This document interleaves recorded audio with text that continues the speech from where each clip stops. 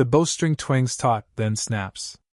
The arrow streaks forth, covering the short distance across the frozen riverbank in what feels like a single, terrifying heartbeat.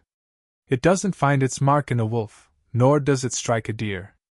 Instead, with a sickening thud, it buries itself deep in the back of a teenage boy. The young victim collapses face down into the pristine snow, choking and coughing up scarlet blood. The archer, a mere child of 10 named Temujin, slowly lowers his bow.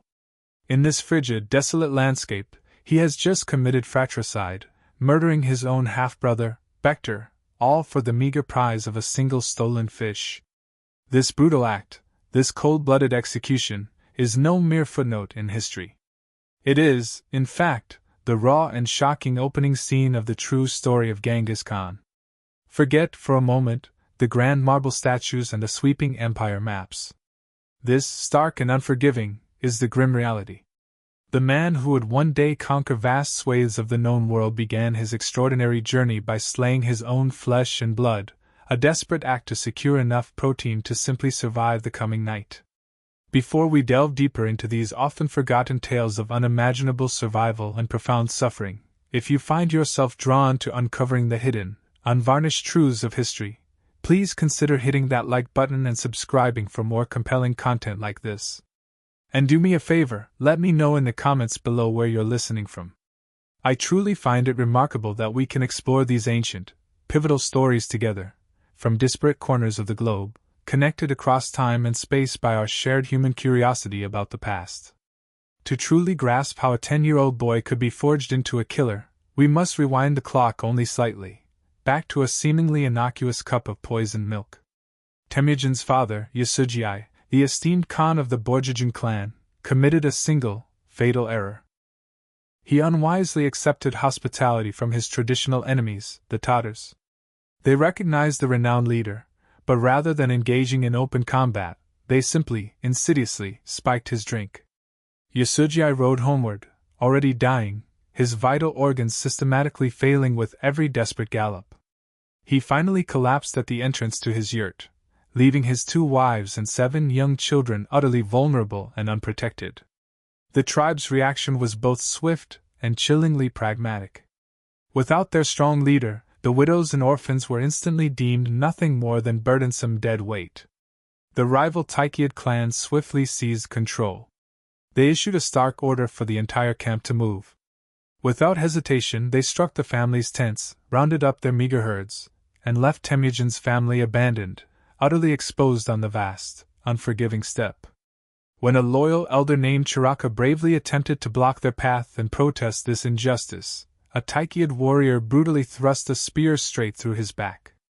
Temujin, a boy of 10, watched in horror as the old man choked on his own pooling blood.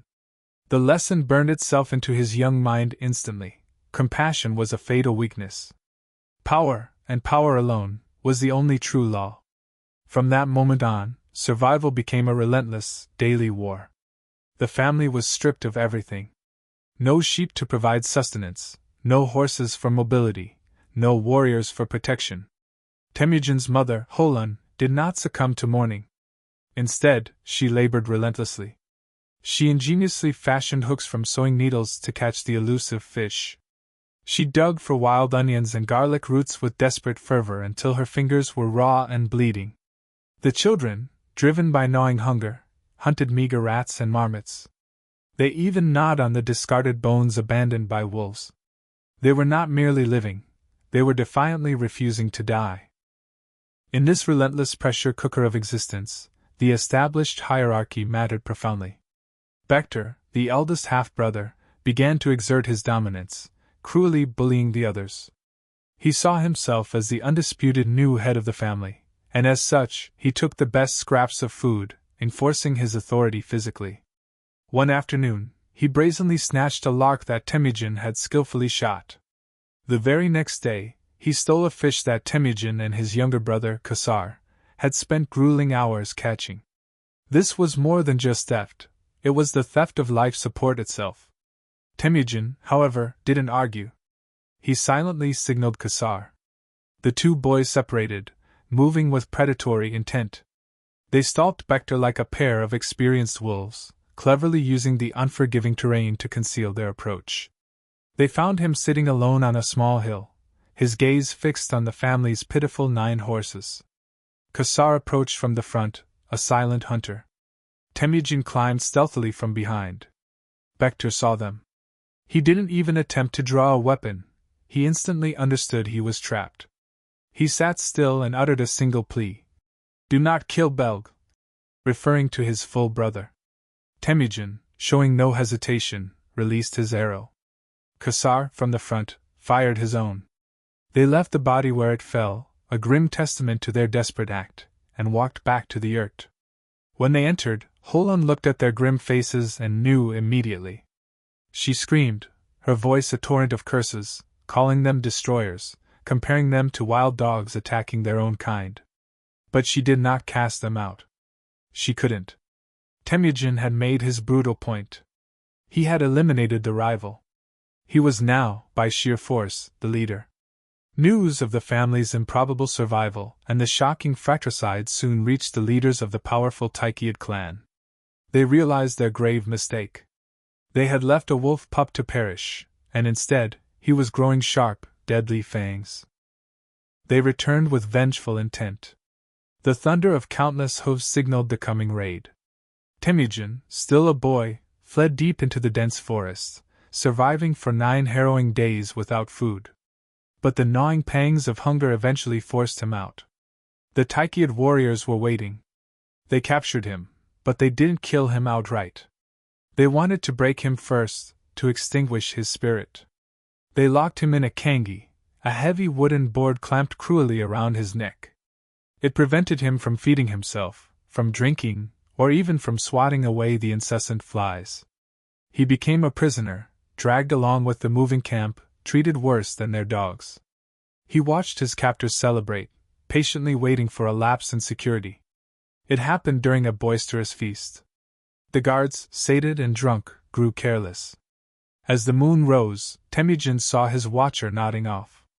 He didn't attempt to sneak away quietly. Instead, with a surge of desperate strength, he swung the heavy wooden board around his neck, smashing its sharp edge directly into the guard's skull. The man went down, unconscious. Temujin ran, the alarm cries rising shrilly behind him. He reached the Onan River and plunged into its icy depths. He submerged his body, tilting his head back so that only his nose and the cumbersome wooden board broke the surface, blending him perfectly with the river's driftwood. The search party rode past him, their eyes scanning the banks. The water was freezing, his muscles cramped with cold. He stayed perfectly still. Then Sorkin Shura, a man from the searching tribe, spotted him. Their eyes locked in a tense moment. Temujin held his breath, prepared to face death. But Sorkin Shura didn't shout. He whispered, "Go!" and skillfully led the others away, feigning ignorance.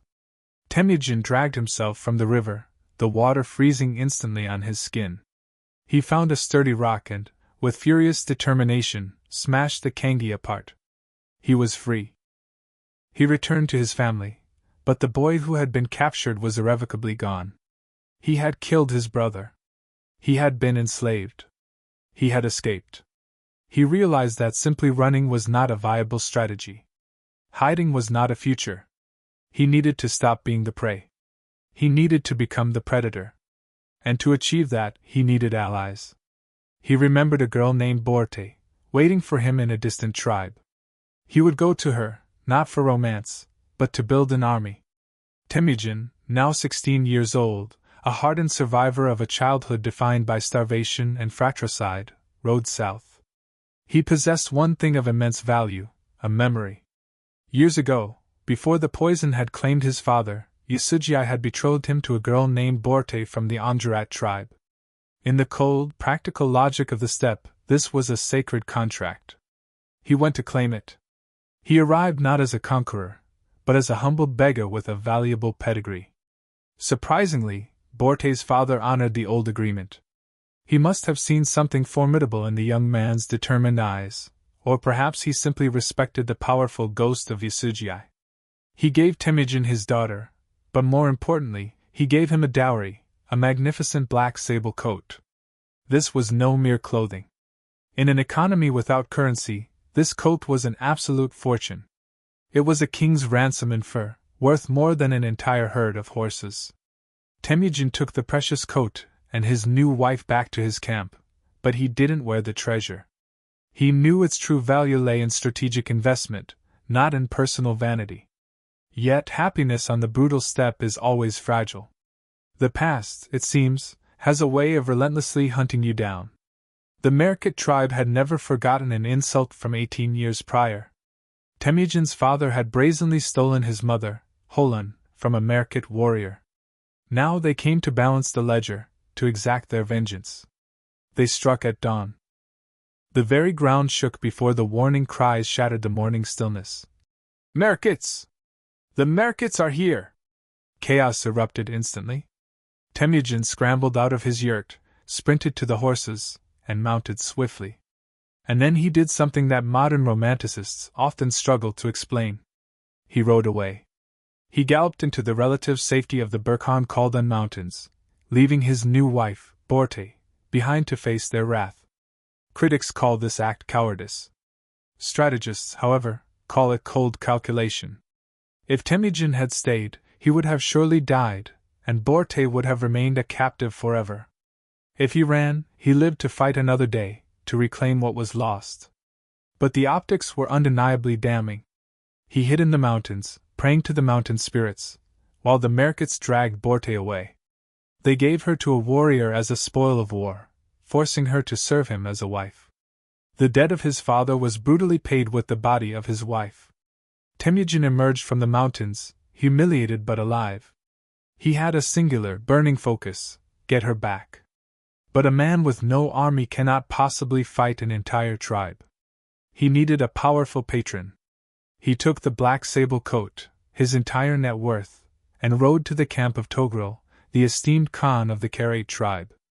Togrul was the most powerful warlord on the central steppe, and crucially, had been a blood brother to Temujin's father. Temujin entered the great yurt. He presented the sable coat. He didn't ask for charity, he paid a tribute. He said, "In memory of my father, I present this to you." Togrul looked at the magnificent coat, then at the determined boy. The investment paid off handsomely. Togrul agreed to help. He pledged 20,000 men. But he told Temujin to find one more crucial ally, Jamukha. Jamukha was a rising star, a charismatic young leader of the Jadaran clan. He was also Temujin's childhood friend. Years ago, they had played on the ice of the Onan River, swearing an unbreakable oath of brotherhood, exchanging knucklebones and arrowheads as tokens. Now, Temujin needed him to honor that sacred blood oath. Jamukha agreed. The coalition was massive. They moved against the Merkits in a coordinated, devastating strike. They attacked by moonlight, sweeping into the Merkit camp while the warriors slept unaware. This was not a battle, it was a brutal liquidation. Temujin rode through the burning tents, screaming Borte's name. He found her in a cart, terrified and utterly confused. She ran to him, grabbing his reins, clinging to him desperately. The reunion was intense and emotional, but it was forever shadowed by a stark biological reality.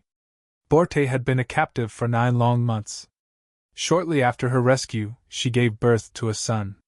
Temujin named him Joki, which poignantly means guest or visitor. The name itself was a permanent, unspoken scar, an acknowledgement that the boy might very well be the son of the Merkit rapist, not the true son of the Khan. Yet Temujin raised Joki as his own firstborn, refusing to let the legitimacy of his heir be destroyed by the heinous crimes of his enemies. With Borte safely back and the Merkits scattered into the wind, the alliance with Jamukha should have ended. It didn't. The two blood brothers, their bond seemingly strengthened, decided to camp together. They combined their herds, sharing resources. They even slept under the same blanket, a profound symbol of absolute trust and unity. For a year and a half, they were inseparable. It looked like a paradise of unity, a vision of the ideal steppe alliance. But the steppe, vast as it was ultimately too small for 2 sons. Temujin and Jamukha were fundamentally different in their philosophies. Jamukha was a staunch aristocrat. He fiercely believed in the old ways, where birthright and lineage dictated status and power. Temujin, by contrast, was a radical. He promoted men based solely on their loyalty and skill, regardless of their humble lineage. He attracted the outcasts, the second sons, the slaves, the disenfranchised who desperately wanted a fair shot at advancement. The inevitable split happened on the move. As they were migrating to their summer pastures, Jamukha rode up to Temujin and offered a cryptic riddle about where they should camp. Ideally, they should stay together, but the unspoken subtext was painfully clear. Jamukha wanted them to separate. He was tired of sharing the spotlight, tired of a rival's rising influence. Temujin, ever pragmatic, didn't immediately understand the riddle's deeper meaning, but Borte, ever astute, did. She whispered urgently to her husband, "He is tired of us. We must leave him now, while he is unsuspecting." They separated, but they didn't just part ways. They divided the tribe. Many of Jamukha's followers, sensing the profound shift in power, defected to Temujin's side that very night. Jamukha woke up to find his blood brother gone, along with a significant chunk of his manpower. The love between them curdled instantly into a festering hatred that would fuel decades of devastating war. The stage was set. The slave had found a wife, found an army, and found a formidable rival. The era of brotherhood was irrevocably over. The brutal civil war for the very soul of Mongolia had begun. The divorce between Temujin and Jamukha was not a quiet separation of assets.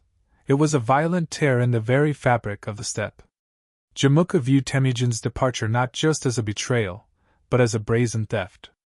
Temujin had taken men, herds, and valuable talent that Jamukha believed belonged to him by divine right and ancient tradition. The tension simmered for 2 long years until a minor horse theft provided the volatile spark that ignited the conflict. Jamukha mobilized swiftly. He didn't just bring his own clan. He assembled a formidable coalition of 13 tribes, 30,000 men strong. He marched relentlessly over the Alasan Mountains, intending to crush his blood brother into dust, to utterly annihilate him. Temujin, though rapidly growing in strength, was not yet ready. He scrambled desperately to assemble his own forces, but he was undeniably outnumbered and outmaneuvered. They met at Dalan Baljit. The ensuing battle was an unmitigated disaster for Temujin. Jamukha, the more experienced commander, shattered Temujin's lines with ruthless precision. He drove them into a narrow defile, forcing a humiliating and costly retreat. But Jamukha made a crucial, fatal mistake. He won the battle, but in the gruesome aftermath, he utterly lost the war. To celebrate his victory, Jamukha gathered the princes of the Chinos clan, young nobles who had foolishly sided with Temujin.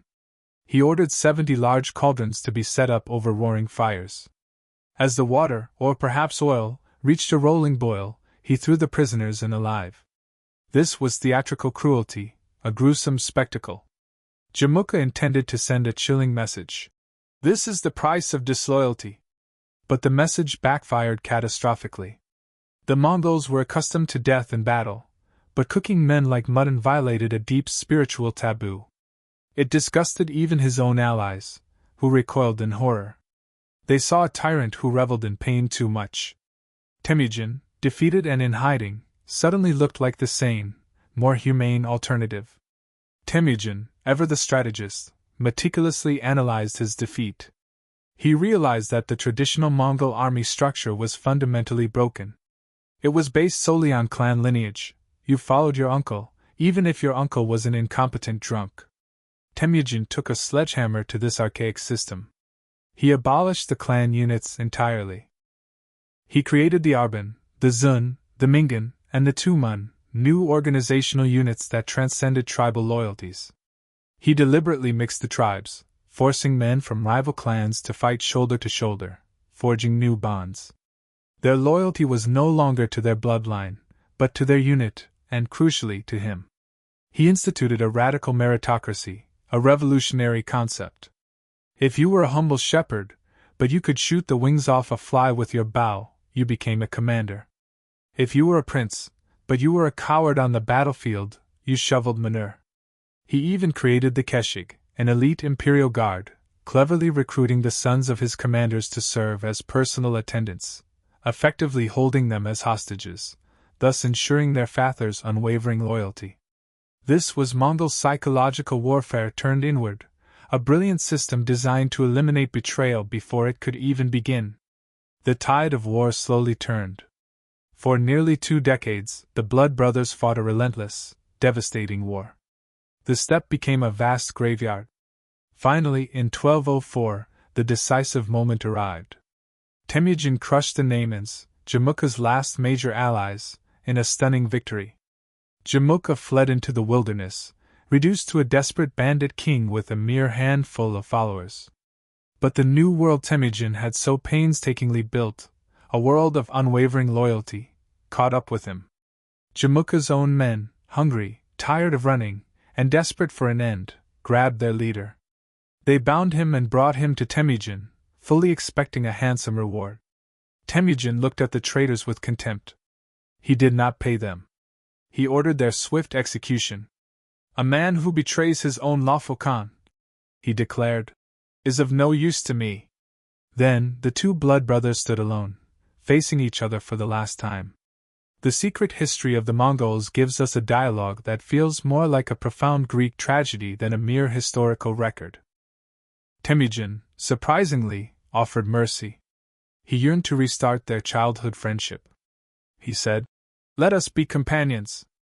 Let us forget the past."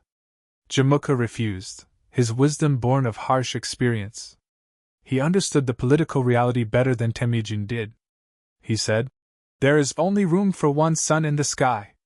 If I live, I will be a louse in your collar, a thorn in your coat. I will make you sleep badly at night." He asked for one final favor, a noble death. He asked to die without spilling blood, so his spirit could remain pure in the earth. Temujin, honoring their shared past, granted it. His soldiers wrapped Jamukha in a heavy felt carpet or blanket. Then they broke his back. It was an intimate, sorrowful execution, a final, brutal mercy. Temujin buried him with the full honors of a prince. With his formidable rival gone, the path was clear. In 1206, the Great Council, the Kurultai, convened near the sacred Onan River. The resplendent white standard of the 9 yaktails was raised high. The shamans beat their drums, their ancient chants echoing across the steppe.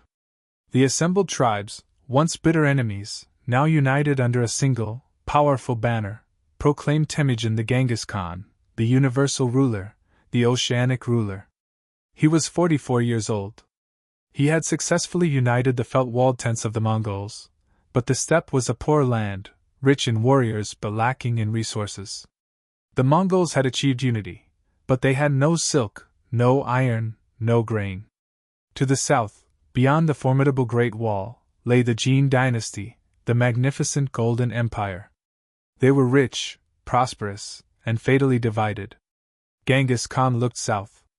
The brutal civil war was over. The World War was about to begin. When Western chroniclers first encountered the Mongols, they often described them as a chaotic horde, a swarm of demons pouring out of Tartarus itself. This was a comforting lie, a narrative designed to soothe the ego. It is always easier to believe you were beaten by a supernatural plague than to admit you were outsmarted by a superior military complex.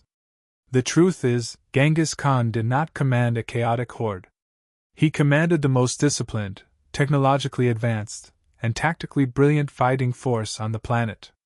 Let's dismantle this formidable machine part by part. It starts with its engine, the Mongol horse. To a European knight, astride a massive, grain-fed destrier, the Mongol pony looked pathetic, short, shaggy, and undeniably ugly. But it was, in fact, a biological miracle. It could dig through thick snow to find meager grass.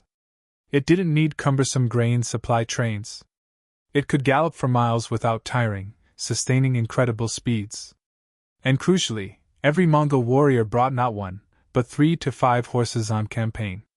They rotated mounts mid-gallop, allowing the army to move at speeds that were physically impossible for their enemies. While a European army crawled at a mere 20 miles a day, the Mongols could cover 60 or even 70. They didn't just arrive, they seemed to materialize out of thin air. Then there was the weapon, the Mongol composite bow. This was the sniper rifle of the 13th century. Made of layered horn, wood, and sinew bonded with incredibly strong fish glue, it had a formidable draw weight of over 100 pounds. It could kill at 300 yards, double the effective range of the English longbow that would later dominate Agincourt.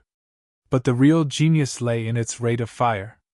A Mongol archer could loose arrows in rapid succession while galloping at full speed, using a thumb ring to lock the string and release it with zero friction. They could shoot forward, sideways, and most famously, backward, the Parthian shot, devastating their pursuers while feigning retreat. Logistics win wars, and Genghis Khan reinvented logistics. His army had no traditional supply lines to cut because they were entirely self-sufficient. They carried dried milk curd that could be instantly mixed with water for vital protein. In extreme emergencies, they would open a vein in their horse's neck, drink a mouthful of life-sustaining blood, and then close it up, allowing the animal to continue. They were, in essence, a mobile, self-sustaining ecosystem. This meant they could cross vast, arid deserts that were considered impossible barriers by sedentary empires. But technology, no matter how advanced, means nothing without a brilliant mind to direct it. Enter Subutai. If Genghis Khan was the CEO, Subutai was the COO, the chief operating officer of destruction itself. He was the son of a blacksmith, a man who under the old, rigid system would have been a complete nobody. Under Genghis, he became perhaps the greatest cavalry general in human history. Subutai treated war not as a chaotic brawl, but as intricate geometry. He utilized a sophisticated network of arrow messengers and signal flags to coordinate armies separated by hundreds of miles, bringing them together at precise coordinates on the battlefield like a closing, crushing fist.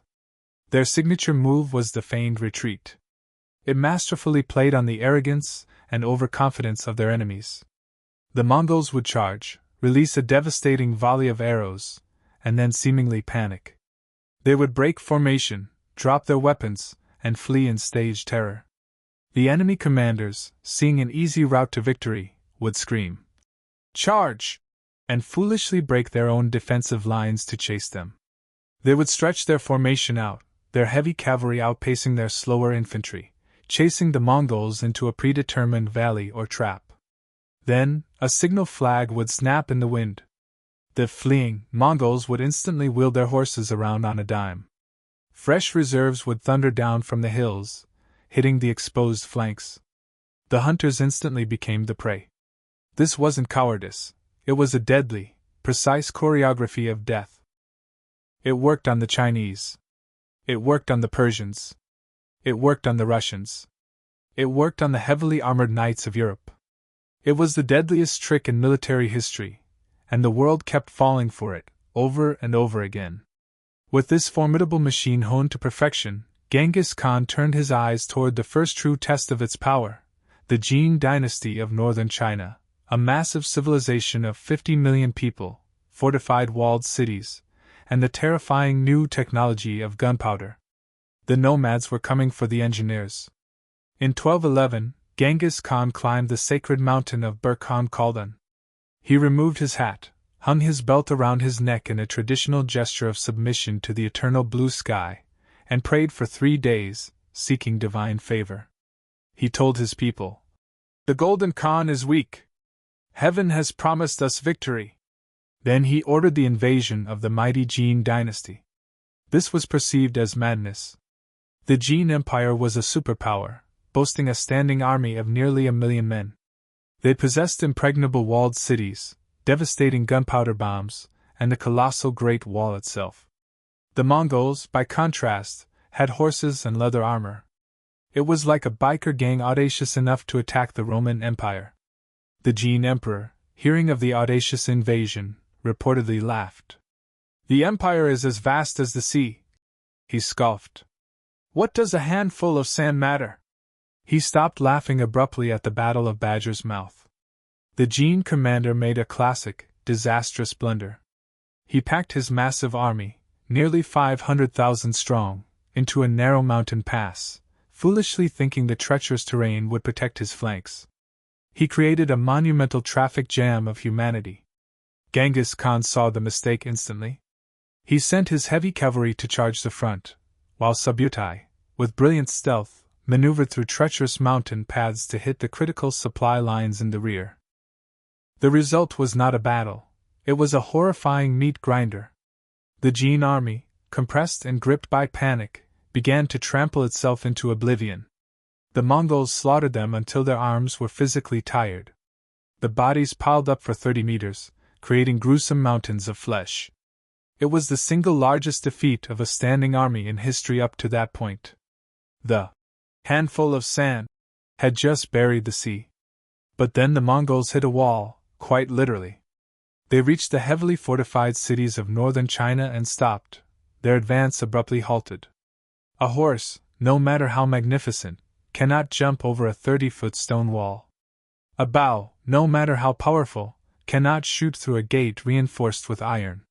For months the Mongols rode impotently around the cities, frustrated. They tried to flood them out. They tried to starve them out. But they were clearly losing the siege warfare. Genghis Khan, however, did not retreat. He adapted, demonstrating his extraordinary pragmatism. He realized that warfare is an open market of ideas, a brutal arena for innovation. He began to systematically capture Chinese engineers. He offered them a stark choice. Join us and build our machines, or die. The engineers, wisely, chose life. Suddenly, the barbarian horde had an R&D department. They built trebuchets, devastating siege engines. They built mangonels. They learned the terrifying alchemy of gunpowder, using it for bombs and primitive rockets. They didn't just learn siege warfare, they mastered it, rapidly becoming experts.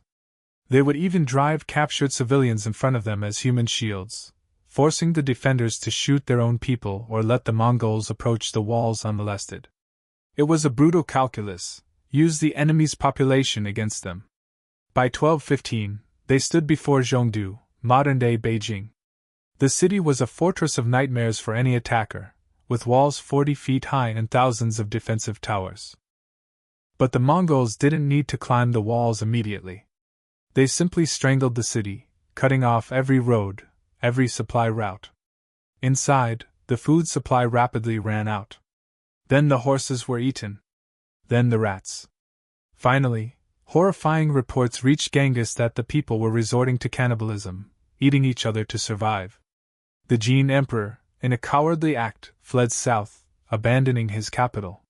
The city surrendered, hoping for mercy. There was none. The Mongols entered Zhongdu. What followed was a month of systematic looting and burning that transformed the jewel of the East into a smoking, desolate crater. They stripped the gold from the palaces and the silk from the warehouses. A year later, an ambassador from the Khwarezmian Empire arrived to trade with the Mongols. As he approached Beijing, he saw what he initially thought were snow-capped mountains on the horizon. It was summer. As he got closer, the unbearable stench hit him. They were not mountains of snow. They were mountains of bleached human bones. The ground was greasy with human fat. This gruesome image, a landscape terraformed by death, is the true legacy of the Mongol Empire's unparalleled brutality. Genghis Khan had proven that walls do not protect you. Numbers do not protect you. If you anger the Khan, civilization itself is flammable. The East was broken. Genghis Khan loaded his caravans with immense treasure and turned back toward the steppe, seeking a period of peace and prosperity. He wanted to rest. He wanted trade. He sent a caravan west to the Islamic world, extending a hand of friendship and commerce. He wrote to the Sultan of Khwarezm, "I am the master of the lands of the rising sun. You are the master of the lands of the setting sun. Let there be a treaty between us, of friendship and trade." He was sincere in his desire. But history, tragically, is often written by mistakes. The Sultan was about to make the biggest, most catastrophic mistake in human history. He was about to foolishly poke the bear that had just devoured a dragon. To understand the sheer scale of the catastrophe that was about to unfold, one must first respect the Khwarezmian Empire. In 1218, this was not some obscure, backwater state. It was a highly sophisticated Islamic superpower, stretching majestically across modern-day Iran, Uzbekistan, and Turkmenistan. It controlled the very heart of the legendary Silk Road. Its cities, Samarkand, Bokhara, Urgench, were luminous beacons of science, poetry, and breathtaking architecture. While London and Paris were still literally drowning in mud, its ruler, Sultan Muhammad II, proudly called himself the Second Alexander. He commanded a formidable army of 400,000 men, heavy cavalry clad in gleaming steel, and even fearsome war elephants. To him, Genghis Khan was merely a dusty chieftain of a barbaric tribe that drank horse blood and slept in primitive tents. Genghis Khan, surprisingly, initially agreed with this dismissive assessment. He genuinely did not want war. He was weary from the grueling Chinese campaign. He saw the Khwarezmian Empire as a vital trading partner. He wanted their exquisite textiles. He wanted their abundant grain. He sent a letter to the Sultan, writing, "I have no desire to snatch your dominions. I have such a vast country and so many riches that I have no need to covet other territory." He backed his words with concrete action. He organized a massive caravan, 450 merchants, all Muslims from his own territories, leading 500 camels loaded with gold, silver, priceless Chinese silk, and valuable sable furs. This was a floating fortune, a diplomatic gift of immense, undeniable value. The caravan arrived at the border city of Otrar. The governor there was a man named Inalchuk. He looked at the loaded camels and saw nothing but his retirement money. Driven by insatiable greed, he falsely accused the merchants of being spies. Now, were they spies? Probably. Genghis Khan always shrewdly mixed intelligence gathering with commerce, but that is standard statecraft, a common practice among empires. Inalchuk didn't just arrest them. He brazenly seized all their goods and then brutally executed the merchants. He stole the Khan's property and murdered his protected subjects. Genghis Khan's reaction was terrifyingly calm, a chilling foreshadowing of the coming storm. He gave the Sultan one last chance to de-escalate. He didn't immediately invade. He sent 3 ambassadors, 1 Muslim and 2 Mongols, to the Sultan's court. Their demand was simple yet firm. Hand over the greedy Governor Inalchuk to face justice, and we will continue our peaceful trade. Sultan Muhammad II looked at these envoys, barbarian messengers dictating terms to the shadow of God on earth. He felt utterly insulted, his pride wounded. He made a fatal decision that would doom millions. He ordered the Muslim ambassador to be beheaded. For the 2 Mongol ambassadors, he ordered something far worse than death. He shaved off their beards. To a Mongol man, the beard was the sacred seat of his masculinity and his very soul. To return home beardless was a humiliation so profound, so deep, that it could only be washed away with oceans of blood. He sent them back to Genghis Khan, along with the severed head of their colleague. When Genghis Khan received the horrific news, he did not scream in rage. He rode to the top of the sacred mountain, Burkhan Khaldun. He took off his hat. He knelt in the snow and prayed to the eternal blue sky for 3 days and 3 nights, seeking divine guidance. He emerged with a cold, divine clarity. He told his sons, "I am not the author of this trouble." This was the start of the Khwarezmian Empire War. But this would not be a war of conquest, as with China. It would be a punitive expedition, a war of extermination. Genghis Khan mobilized everything. He recalled his victorious generals from China. He summoned Subutai, his dog of war. He gathered an army of roughly 150,000 men. This force was smaller than the Sultan's, but the Sultan made another fatal strategic error. He feared his own commanders might overthrow him if he gathered them in one place. So, he foolishly dispersed his massive army into garrisons, scattering them across the myriad cities of his vast empire. He effectively turned his army into bite-sized snacks for the Mongols. Genghis Khan stood before his assembled Tumans, his gaze unwavering. The order was simple, chillingly clear. They were not going there to rule. They were going there to punish. He is reported to have said, with grim finality, "I am the flail of God. Had you not created great sins, God would not have sent a punishment like me upon you." The trade mission was over. The apocalypse had arrived. The Mongols arrived at Otra like a slow-moving, unstoppable natural disaster. This was the city where the caravan had been seized, the ground zero of the unforgivable insult. Genghis Khan did not lead this siege personally. He delegated it to his sons, Chagatai and Ogedai. He wanted them to dismantle the city brick by brick, methodically. The siege lasted 5 agonizing months. Inalchuq, the greedy governor, knew there would be no negotiation, no surrender terms for him. He was fighting for his very life. He held out with desperate ferocity until his own commanders, desperate and starving, opened the city gates, hoping against hope for mercy. They found none. The Mongols slaughtered the defectors first. Genghis Khan hated traitors, even those who inadvertently helped him. Then they entered the city. Inalchuq retreated to the citadel with his last loyal guards. When the arrows ran out, he climbed to the roof and, in a final act of defiance, threw bricks down at the Mongol soldiers. But they didn't shoot him. They had specific orders to take him alive. They dragged him, bruising and battered, before the Mongol princes. They didn't just cut off his head, that would have been too quick, too merciful. They remembered his cardinal crime, greed for silver. So the story goes, they melted silver until it was a glowing, liquid orange. They held him down and poured the molten metal into his eyes and ears. He died screaming, his head literally filled with the very wealth he had so coveted. It was a brutal message to the world. The Mongols do not just kill you, they turn your sins into your own executioner. While Otra was burning, a testament to Mongol vengeance, Genghis Khan was executing a maneuver that military historians still study with disbelief and awe. He knew the Sultan expected him to march linearly from city to city, following a predictable path. So he simply disappeared. He took his youngest son, Talyui, and a highly mobile force, and turned north into the Kizilkum Desert, the Red Sand. This was considered a suicide route, hundreds of miles of waterless wasteland. No army had ever successfully crossed it. The Sultan's scouts didn't even bother watching it, dismissing it as impassable. But the Mongols were not a normal army. They drank horse milk for sustenance. They moved primarily at night to avoid the scorching heat. They navigated by the stars, guided by ancient knowledge.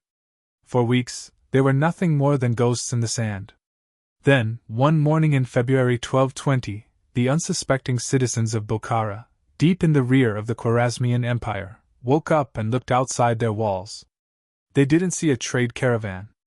They saw the entire horizon filled with Mongol horsemen. It was as if they had miraculously teleported.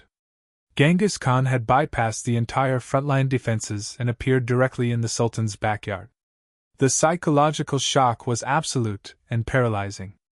The garrison of Bokhara, 20,000 strong, didn't even try to defend the walls. They attempted to break out and run. The Mongols cut them down mercilessly in the open field. The city elders, recognizing the futility of resistance, opened the gates. Genghis Khan rode into Bokhara, his presence a dark omen. He rode his horse directly into the Great Friday Mosque, the holiest site in the city. He initially thought it was the Sultan's palace. When he was told it was the house of God, he didn't dismount. He casually ordered the oversized Qurans to be used as mangers for his horses.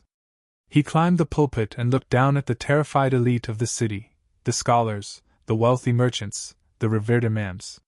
He asked them, with chilling calm, who they were. They trembled in fear. Then he delivered the line that profoundly defines his self-image. He said, "O people, know that you have committed great sins, and the great ones among you have committed these sins. If you ask me what proof I have for these words, I say it is because I am the punishment of God. If you had not committed great sins, God would not have sent a punishment like me upon you." He didn't just conquer them, he psychologically gaslit them. He told them their destruction was entirely their own fault, a divine retribution. Then the systematic looting began. The city was meticulously stripped of everything valuable. But this was merely the appetizer. The capital, Samarkand, was next. Sultan Muhammad II, realizing he had been decisively outflanked and utterly outsmarted, did the only thing left: he ran. He ran west, relentlessly chased by the brilliant Subutai, and Jeeb like a desperate fox hunted by relentless hounds. He eventually died alone and destitute on a desolate island in the Caspian Sea. He had once been the revered master of the Islamic world. He died wearing rags, buried without even a shroud. But for the common people of the empire, the horror was just beginning. The Mongols were moving south to Khwarezm, and they were no longer interested in mercy. If Bokhara was a tragedy, Nishapur was nothing short of an extermination event. Nishapur, in modern-day Iran, was a vibrant metropolis of skilled potters, profound poets, and insightful philosophers. Initially, they had considered surrendering to the Mongols, hoping for better terms. But then, a single, fateful arrow changed the demographic history of Central Asia. During a preliminary skirmish, a defender on the city walls let loose a shot that struck a Mongol commander named Tekucher. Tekucher wasn't just any general. He was Genghis Khan's favorite son-in-law, the beloved husband of his daughter. The news of his death traveled quickly back to the great Khan. His reaction was not outward grief, but a cold, administrative order for total annihilation. But he didn't lead the charge himself. He gave command of the siege to his widowed daughter, granting her specific wish that nothing in Nishapur should be left alive to mourn her husband. When the Mongols breached the walls in April 1221, they didn't just kill the soldiers. They slaughtered the civilians, they butchered the livestock. According to Persian chroniclers, they even killed the dogs and the cats, ensuring no living thing remained. The daughter, with chilling resolve, sat on a throne observing the systematic slaughter, ensuring that her father's mandate for absolute destruction was carried out to the letter. To process the sheer, overwhelming volume of corpses, the Mongols adopted a gruesome accounting system. They cut off the heads of the victims and meticulously stacked them in pyramids. They built separate pyramids for men, women, and children. This wasn't merely sadism, it was chilling efficiency. It was the only way to ensure the count was accurate, and that no one was faking death among the mountains of bodies. Then came Merv and Herat, and other cities met similar fates. At Merv, a city of incredibly sophisticated irrigation systems and vast libraries, the Mongols promised safety if the citizens surrendered. The trusting citizens opened the gates. The Mongols rounded them up on the plain outside the city. They separated the skilled artisans and the young children. The rest, hundreds of thousands of people, were systematically distributed among the soldiers. Each Mongol warrior was assigned a macabre quota, between 300 and 400 people to execute. They spent days hacking through their quotas with axes and swords, their bodies numb to the horror. Historians have long debated the exact numbers. Persian chroniclers claim 1.7 million died at Nishapur and 1.3 million at Merv. Modern demographers argue these numbers are mathematically impossible. It would take far too long to kill that many people by hand. But whether it was 1.7 million or 700,000, the chilling point remains: the Mongol Empire's brutality was industrialized. It was designed to create a shockwave of terror so potent that the next city would surrender before a single arrow was fired. This was psychological warfare at its terrifying peak. Genghis Khan weaponized the refugee crisis. He deliberately let a few survivors escape each massacre so they would flee to the next town, screaming horrifying tales about the demons who built mountains of skulls. By the time the Mongol army arrived at the next gates, the defenders were already broken by an overwhelming, paralyzing fear. The entire region of Khwarezm, once the verdant garden of the Islamic world, was systematically turned into a desolate desert. The intricate irrigation canals were destroyed. The rich farmland was trampled beyond recovery. Centuries of invaluable knowledge stored in libraries were burned or even thrown into rivers to create makeshift bridges for horses. Genghis Khan looked at this widespread destruction not as an act of evil, but as a cold, strategic necessity. He was a nomad at heart. He viewed cities as cumbersome traps and farmers as weeds occupying valuable grazing land. By erasing the cities, he wasn't just killing enemies, he was returning the land to the wild, to the natural, untamed state that he believed God intended for the horse and the hunter. As the smoke rose over the ruins of the Islamic Golden Age, a period of unparalleled intellectual flourishing, Genghis Khan turned his horse east. He was nearing 60 years of age. He could feel his mortality, the creeping hand of old age. He had conquered the known world, or so it seemed, but a final nagging loose end back home was calling him for one last, decisive ride. In 1226, Genghis Khan returned to the steppe. He was an old man now, his body scarred by 60 years of constant, brutal warfare. Most men would retire into quiet dignity. Genghis Khan, instead, went hunting for traitors. The Western Xia dynasty, the Tanguts, had audaciously refused to send troops for the grueling Khwarezmian campaign. They had foolishly bet that the Khan would die in the west. They bet wrong. Genghis mobilized for his final punitive expedition, his last great war. He told his generals, "My life is short, but my renown will remain for all time." During a winter hunt, disaster struck unexpectedly. His horse, spooked by wild asses, reared violently and threw the great Khan to the frozen ground. He suffered severe internal injuries. He developed a raging fever. His generals desperately begged him to retreat and heal. He refused, his will unbreakable. He said, "If we retreat, the Tanguts will say we are afraid." He commanded the war from his sick bed, his mind as sharp as ever, ordering the execution of the entire Tangut royal family just hours before his own death.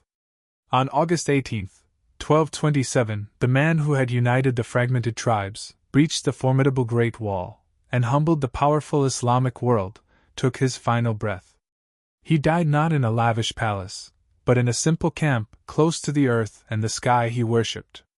Then the final, most secret operation began. This was no ordinary funeral. It was a black ops mission of the highest secrecy. Genghis Khan had given explicit orders. "Do not let my death be known. Weep not, lest the enemy rejoice." His body was reverently placed in a simple cart. The procession began the long, clandestine journey north to the sacred mountain, Burkhan Khaldan. And here, history bleeds into nightmare, into terrifying legend. Legend tells us that the funeral escort, consisting of his most loyal Keshik guards, adhered to a chilling protocol. To keep the location of the tomb an absolute secret, they killed every single living thing they encountered on the road. If a traveler dared to cross their path, they were cut down without question. If a humble shepherd was watching his flock, he was instantly silenced. Even birds and forest animals were reportedly slaughtered, ensuring no witnesses remained. They carved a corridor of terrifying silence across the vast continent. When they finally reached the burial site, a place Genghis himself had chosen years earlier while resting under a lone, majestic tree, they buried him deep. They did not build a pyramid. They did not erect a grand stone monument. According to the secret history of the Mongols, they drove 1,000 horses over the grave until the ground was flat and utterly indistinguishable from the surrounding steppe. Some accounts claim they even diverted a river to flow directly over the site, erasing any trace. Others say they planted a dense forest. Whatever they did, it worked with terrifying effectiveness. To this day, despite modern technology, satellite imagery, and endless expeditions, the tomb of Genghis Khan remains undiscovered, a profound mystery. He vanished into the very landscape he had conquered. But the man died. The machine, however, did not. Before his death, Genghis had cleverly solved the problem that had ultimately destroyed Alexander the Great. He didn't leave his empire to the strongest, to be fought over by ambitious generals. He left a meticulously planned will. He appointed his third son, Ogdi, as the Great Khan, a man known for his charisma and generosity, capable of keeping the vast, sprawling family together.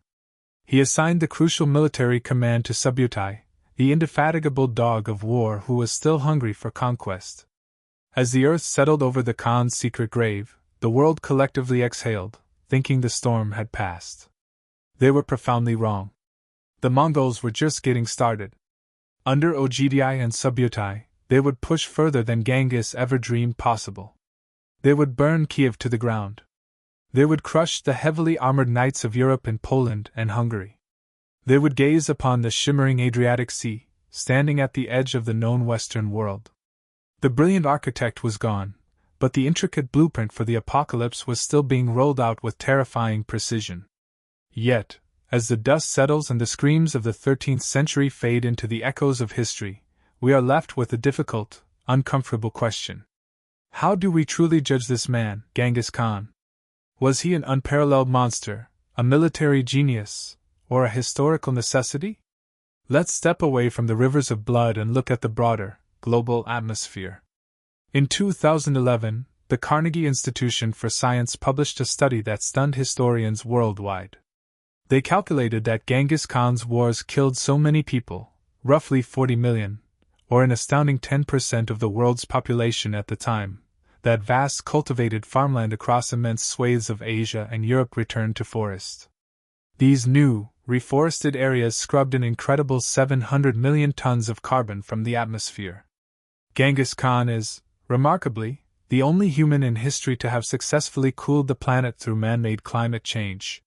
He didn't just rewrite maps, he altered the very chemical composition of the air we breathe. This is the profound paradox of the Genghis Khan true story. He was an undeniable destroyer of worlds, a bringer of cataclysm.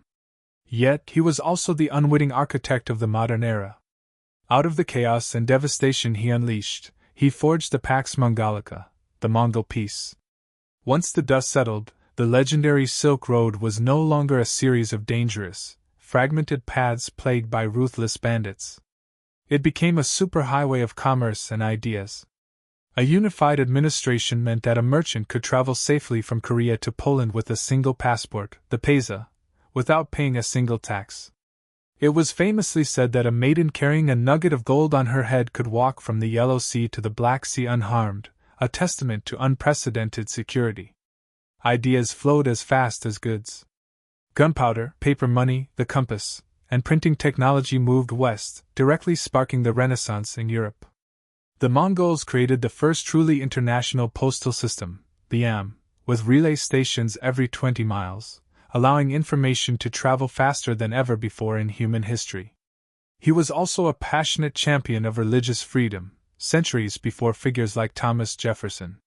In a world where Christians were burning heretics and Muslims were fighting crusaders, Genghis Khan genuinely didn't care which god you prayed to, as long as you paid your taxes and remained loyal.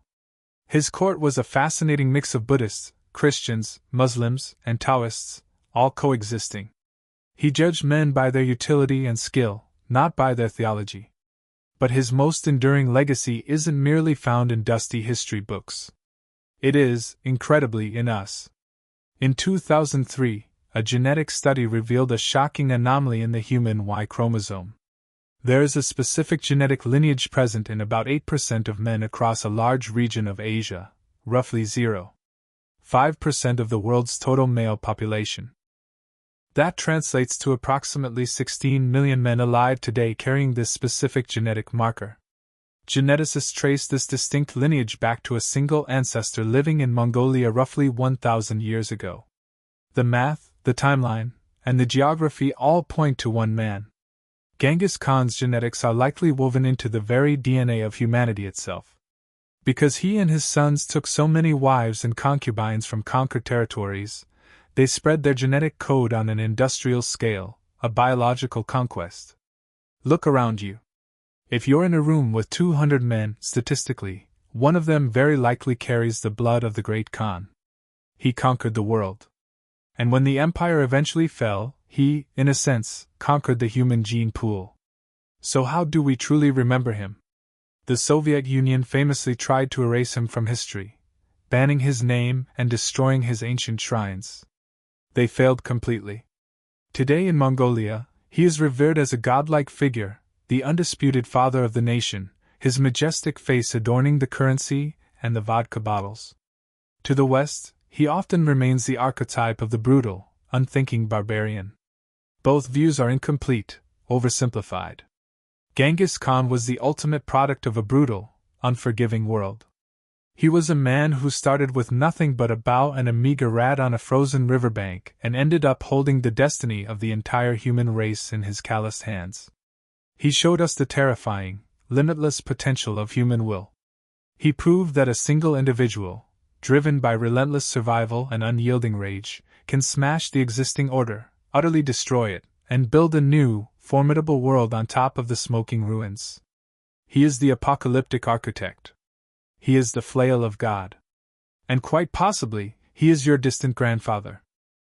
If this immersive journey into the brutal reality and profound complexities of the Mongol Empire has opened your eyes to the often hidden truths of history, please subscribe and turn on notifications. We have many more forgotten stories to unearth and explore. And I want to ask you a thought-provoking question for the comments below. Was the Pax Mongolica, the trade, the technology, the unprecedented global connection, truly worth the unimaginable cost of 40 million lives? Or is that a trade-off we, as humanity, should never ever accept? Let me know your nuanced thoughts below. Thanks for watching.